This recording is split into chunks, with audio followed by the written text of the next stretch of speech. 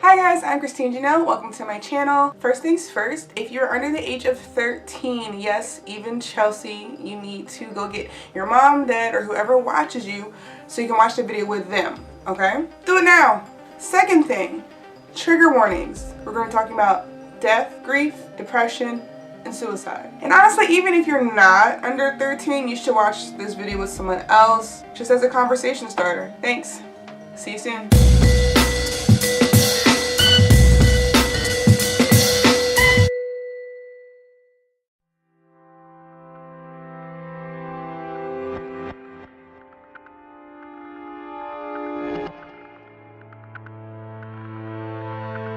You tell me to grieve.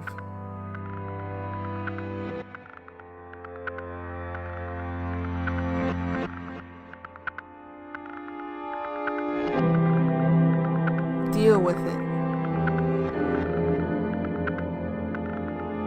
Get over it.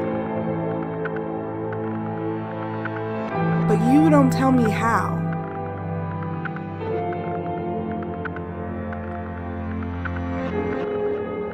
Please.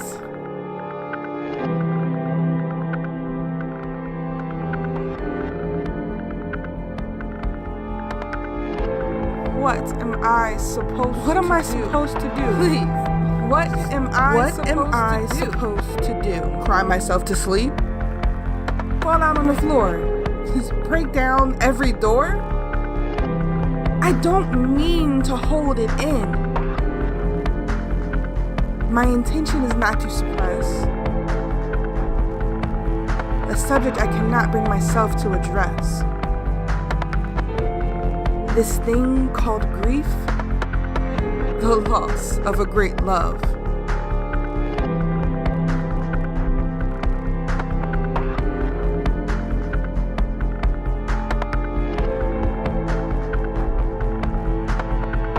I spent so much time by myself so that I could know that I am never alone. God is, was, and always will be with me, whether I feel like it or not.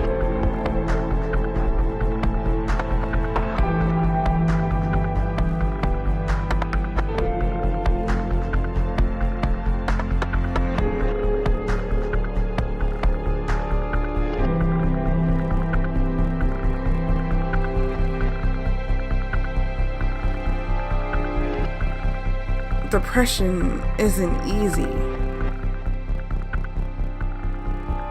but it's familiar.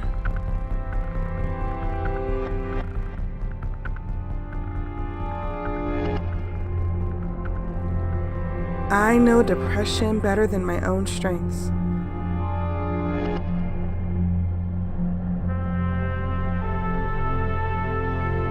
But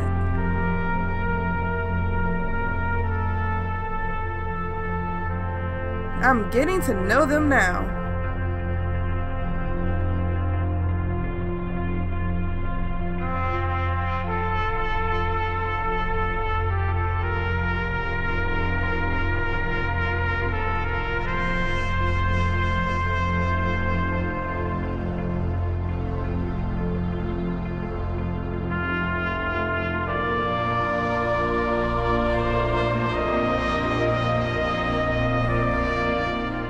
Hey guys, thank you for watching. Please take a moment to like, comment, share, and subscribe if you have not already, and ring the bell for notifications for future videos. Should I name this section of my videos like the talk show after talk, talking dead, talking Jeanelle, talking Jay, the mocking Jay? Alright, I'm sorry. That's how I deal with things I don't want to deal with, because I really didn't want to make this video. Just joke about it. Well, I wanted to make the video. I didn't want to talk. I didn't want to do this part. I wanted to throw it up and just be done with it.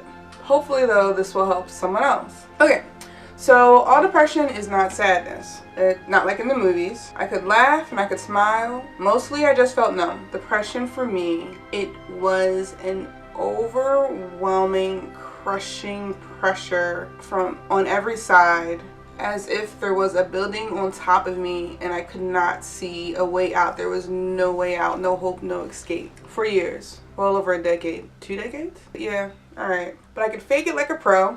The show must go on. Inside I think I'm healing, but my smile still stays on. Because I had to. I couldn't let you know something was wrong with me. And most of the time I didn't even truly understand what was wrong, what was going on. Story time. So I was in 2nd grade. And I got glasses, and this is the first time at 7 years old that I experienced being bullied. Also, my 2nd grade teacher was very unkind, and that's being very generous. But I'm not gonna focus on that today. Today is about grief. I was in 5th grade, 10 years old, when I truly, for the first time, just stopped being a happy kid. And I remember being very emotionally unbalanced all the time, especially at school. I remember noticing how much bigger I was than my friends, how much bigger I was getting than my friends. Most notably, I remember this was the first time that I can remember that I had to call the ambulance for my father. The first time. I found my father passed out on the floor in the kitchen. I believe it was because he had low blood sugar. My father had diabetes. Now there's a lot that I don't remember about the experience. Mostly I remember I can picture his body on the floor.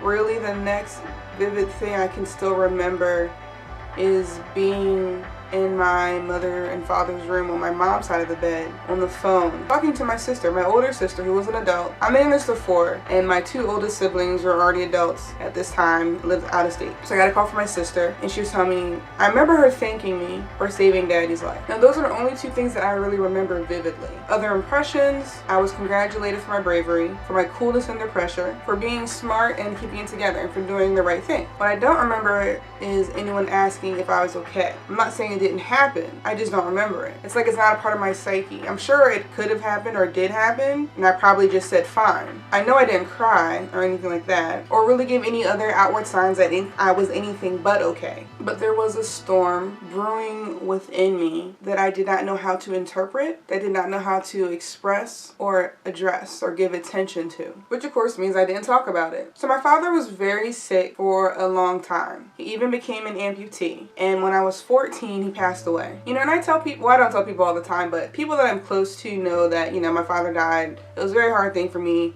But I didn't just watch my father die. I didn't just lose my father. And there's a lot of things that go with not having a father in your life for various reasons. You know, my parents never got divorced, but I'm sure there's people who do deal with that. But I watched my father slowly deteriorate over time. I watched him get sicker and sicker until he withered away into nothing. And I was practically his nurse. Really inappropriate sidebar. On the Power Rangers movie that came out recently, the Asian guy, the Black Ranger, who had a really sick mom, and he was like never home. Yeah, that's legit. That's very real.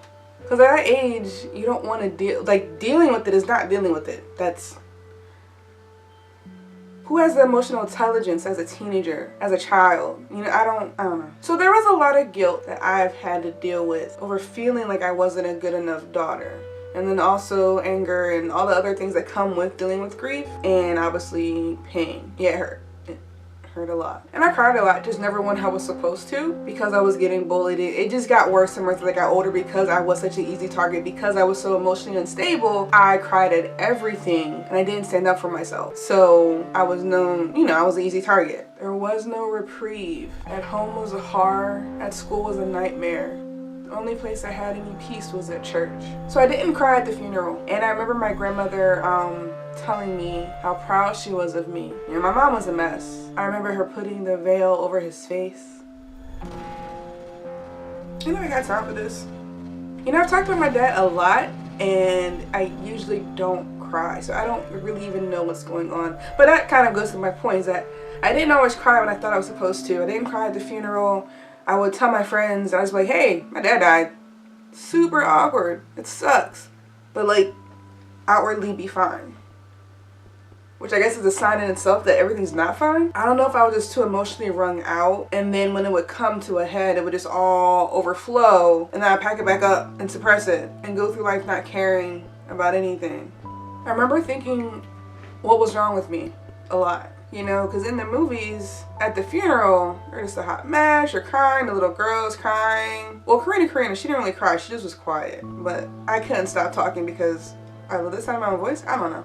I read a lot, and I watched a lot of TV. And just, I didn't see anybody, I didn't know how to grieve, I didn't know how to deal with, and it wasn't just the grieving. Like I said, all these things have been happening to me that affected me emotionally since I was 7. I think something in me shut down. and I didn't want to talk to anyone. I didn't want to recognize or admit anything. And also being that young, I didn't know what there was to recognize or admit. And then also, I want you to see me. I want you to see something's wrong with me and help me. I won't want to have to tell you that something's wrong. You should be able to see something this big, this gaping hole that's inside of me. You should be able to see that, right? But my closest friends didn't know. My mother didn't know. And I really feel bad about that because I don't talk about it to make her feel bad because she lost her husband. She was widowed, you know, at a young age. So I don't blame her.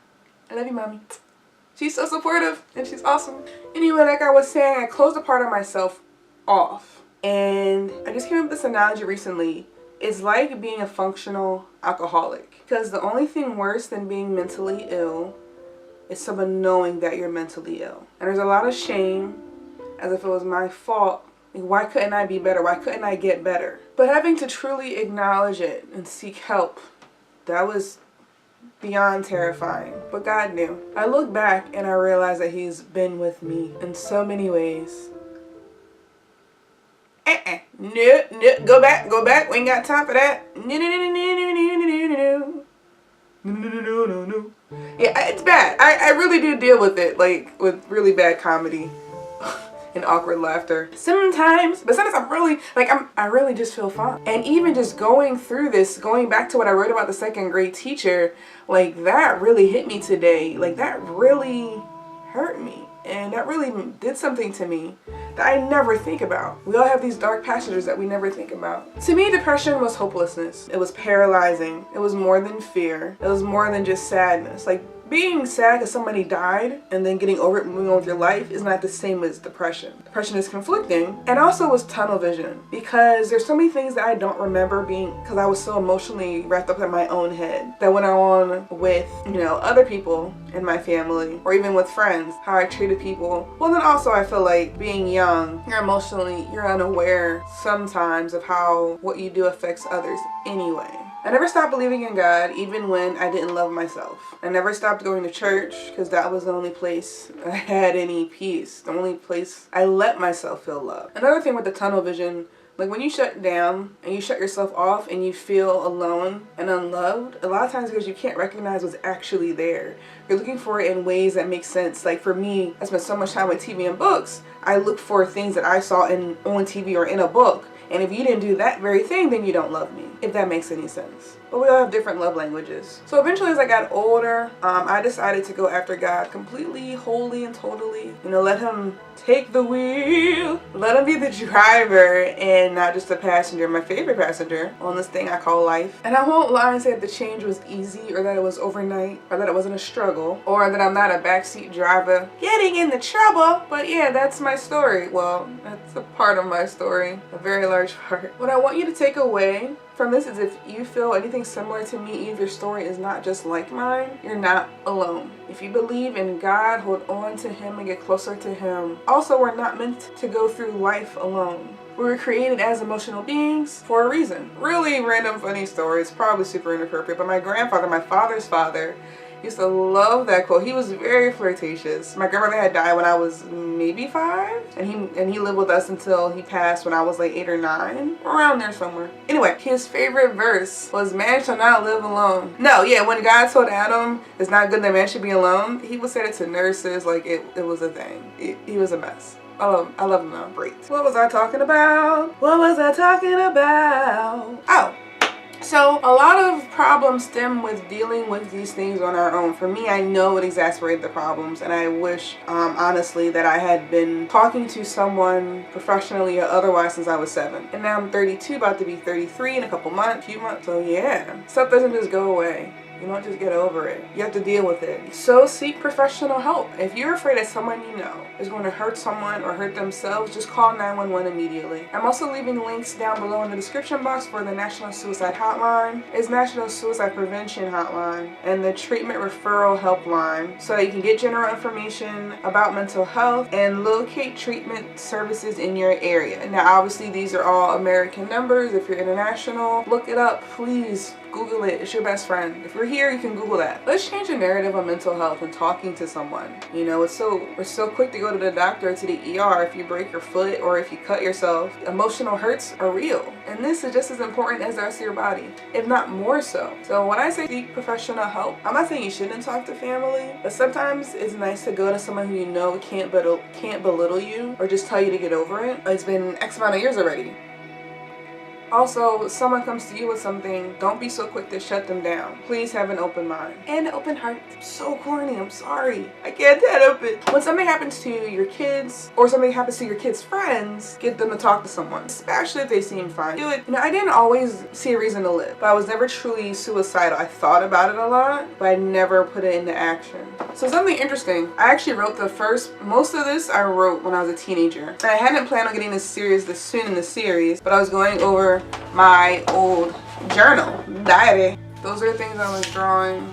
It's depressing nonsense. Like I said, I thought about death a lot, although I was never truly suicidal. I never really attempted to hurt myself. However, by the time I was 14, I had found out at least 2 of my friends had tried to hurt themselves. I was actually known as a big mouth. Imagine that. So I never got the full details on it. I just kind of overheard their conversation. So I don't know if they were trying to commit suicide or they just tried to hurt themselves. I know there were scars on the inside of their wrists. Also in high school, one of my, and this definitely, if you're a child and you're still watching, I need you to get an adult. When I was in high school, one of my friends was a cutter. And I knew, and it upset me, but I didn't tell anyone. She told me, you know, I can talk to you about it because you can understand. You know, she had me convinced that she wasn't suicidal. They say that it's really not about that, but one day she went too far and her sister found her in the bathroom. Did her sister find her? I actually don't remember if her sister found her or not, but someone found her on the bathroom floor. And thank God she's alive today and she made it. But if she hadn't, and I knew, and I didn't tell anyone, I don't know how I would deal with that kind of guilt.